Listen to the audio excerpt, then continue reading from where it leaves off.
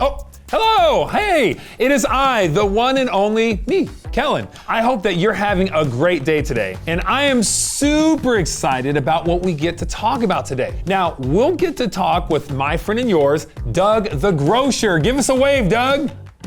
All right, Doug, I can feel it in my bones, man. We are going to talk about some lettuce. All right, yes, but first, we are gonna talk about what it means to live for God. Now, living for God sounds really hard, right? I mean, God is perfect, so I would assume that living for God means that I have to be perfect. But then, I don't feel like I can be perfect, so if I'm not perfect, why even bother, right? But here's the really cool thing. God helps us live for Him. We don't have to do it on our own. And we don't have to do it all at once. It's a process. It's kind of like exercising. I don't need to exercise. I'm a superhero. I realize that, Lightning Phil, but most of us should exercise. But I don't. Yes, we got it. Take it from me, citizen. I will always be here when your non-exercised bodies fail. Thank you, Lightning Phil. Do you mind, though, if I continue my thought? Not at all, citizen. I shall fly away.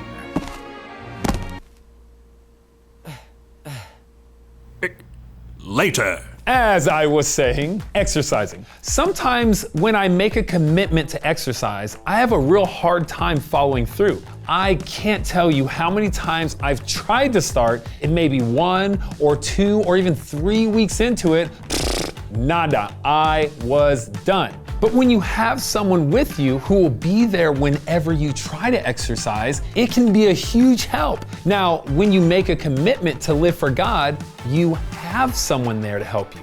You have, what is that? Are we losing signal? Hello? Hello, are we still?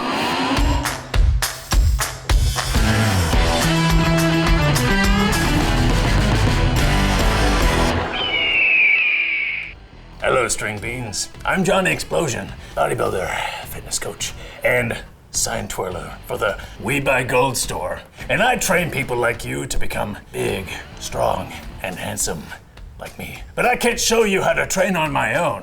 That would destroy your self-esteem. I have to start with people who need to train, like these two. Yes, now, they've each expressed a desire to start working out. And I said, I can help you. And they said, really? And I said, look at me. And they said, we are. And I said, okay. And I said, I'll help you work out. And that's why we're here now. Wait a second. Donuts? Yeah, jelly-filled. Chocolate covered. Well, I've got bear claws. Donuts! Ah! Dough done. That doesn't make any sense. If my memory serves, and it always does, Brian, Jimothy, you wanted me to help you train to get ripped like me. I guess that's sort of, kind of, yeah. And then you show up with donuts. Double squish! Oh, yeah. Donut, do-re-mi. Again, I don't think that is... Listen, your body is a temple, and there's only one way to make that temple strong, and it's not by talking about it, it's doing it. So, let's stop talking about it, and let's start doing it. Sure, can you give me 1 second to mentally prepare? I don't like to rush. No, let's go, my lanky and somewhat egg-shaped friend. Is he talking to us? I'm more pear-shaped. Yes. We've got some motivation. Donuts. Yes, now let's go.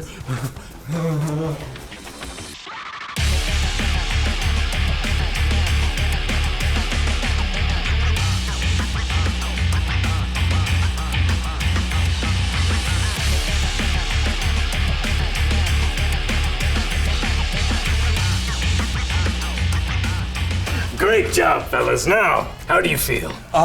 Sore, but good. I feel good. Yeah, I feel like I could do this again. Great, let's go. No, not right now. All right, well, there you have it, string beans. If you want to be big and strong, you've got to put in the work. But don't worry, I'll be here to help you on video. Or my name isn't Johnny Explosion. Explode! What was that?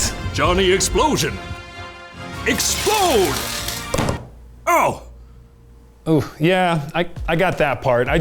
You know what? I think I can save the day by doing what we all came here to do. It's Bible story time!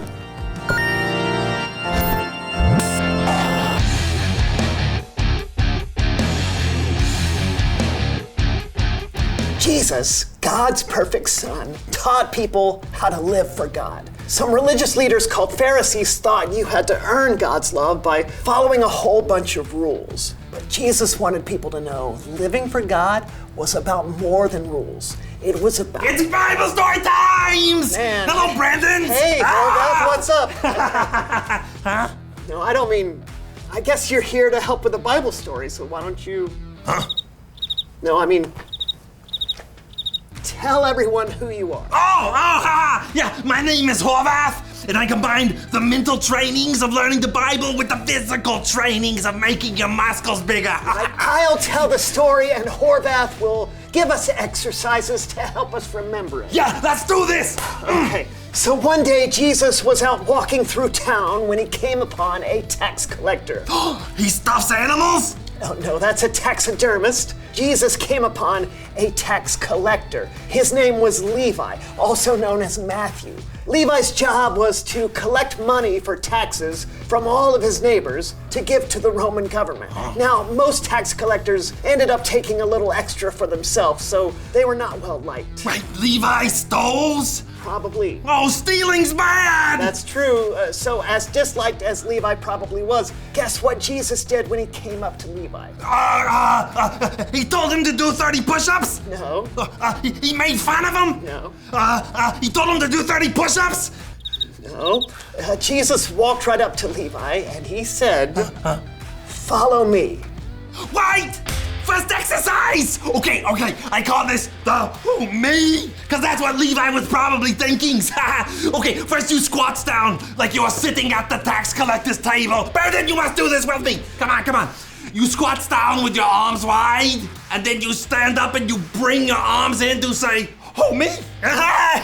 We will do this 729 times. What? Go!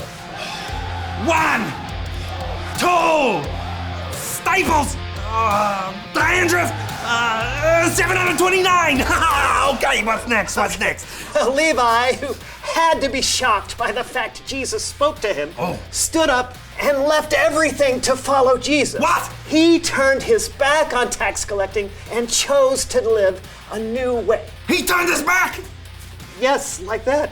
Wow! Yeah, right. After that, Levi invited Jesus to attend a banquet at his house. A whole bunch of other tax collectors were invited to the party too. Oh, yay! Second exercise! It's called Jesus Likes Me. And let's throw a party because he likes me. Party exercise. Love the name. Okay. First, you put your hands on your hearts. Then you throw them outward like your heart exploded with joy. Then you put your hands in the air and wave them like they're in the air. Like you just don't care? I cares a lot. Oh, I didn't mean to. We will do 237. Go. 1, 2, sriracha, perpendicular, 237. Okay. What happened next? I'll tell you. So they were having a party, and Jesus was the guest of honor. Well, the Pharisees saw it, and they complained, "Why do you eat and drink with tax collectors and sinners?" Why? Jesus answered them, "Healthy people don't need a doctor. Sick people do. I have not come to get those who think they are right with God to follow me. I have come to get sinners to turn away from their sins." Third exercise! Yes! I call this turn away from sin! Okay. Jesus has come to help us turn away from sins. So I want us to do spinny turns that engage our obliques. First you put your hands on your hips like this, okay? And then you rotate your torso back and forth like so's. Ready? And then you spin around like so's. Whoa! Okay. We will do this 1,049 times. Okay? Go! 1. Fungus. Spatula. Clandestine. 1,049! Yeah! Okay, Jesus came to save us from sin and to help us all live a life that reflects who God is to the world around us. We can follow Levi's example by turning our backs on the old way and choosing to follow Jesus and live for God. And we don't have to do it alone. When we follow Jesus, God's Spirit lives in us to help us. And the really cool thing, everyone's invited to be a part of living for God. Hey! It's a party for everybody! Yes, everyone's invited. This has been Bible story time. Oh, party horn! Toot, toot, toot! Party horn! Toot! Toot! How do I live well? How do I live well? I asked first. I asked second. Statistics show 100% of humans struggle with how to live. But now there's an answer. Living for God. Living for God. And it all starts by following Jesus. Some side effects of living for God are compassion, making wise choices, helping a friend, standing up for what's right. No matter what's happening in our lives, We can choose to follow Jesus. That's living for God. Ask your small group leader about living for God today. Living for God isn't just a list of rules. It isn't about being perfect. It's about choosing to truly trust Jesus and to follow Him in the good times and the bad times. A Jesus follower named Paul, well, he put it this way. He wrote, "Brothers and sisters, God has shown you His mercy, so I am asking you to offer up your bodies to Him while you are still alive. Your bodies are a holy sacrifice that is pleasing to God. When you offer your bodies to God, you are worshiping Him in the right way." Living for God does take a commitment, like exercising. It's something you'll want to work out your whole life. But remember, you'll have the Holy Spirit with you, and the Holy Spirit will help you live every day for God. But that's just what I think. What about you? Let's reveal the question. What does it look like to live for God? That is a great question. It can be loving people the way Jesus did. It can be trusting God even when things aren't going the way you want or expect. You can live for God by making wise choices and avoiding things that, well, aren't so wise. You can talk about that together later. What does it look like to live for God? Well, we've got just a bit more time to talk to our good friend, Doug the Grocer. Now, Doug, give us the lowdown on all the latest produce. Go for it. Ooh, Doug, I am so sorry, man. We are out of time. Can you come back next week? You are the best, Doug. Well, that's it, people. I'm Kellen, and on behalf of John and Brandon and Horvath, and of course, Johnny Explosion, this has been the So-and-So Show.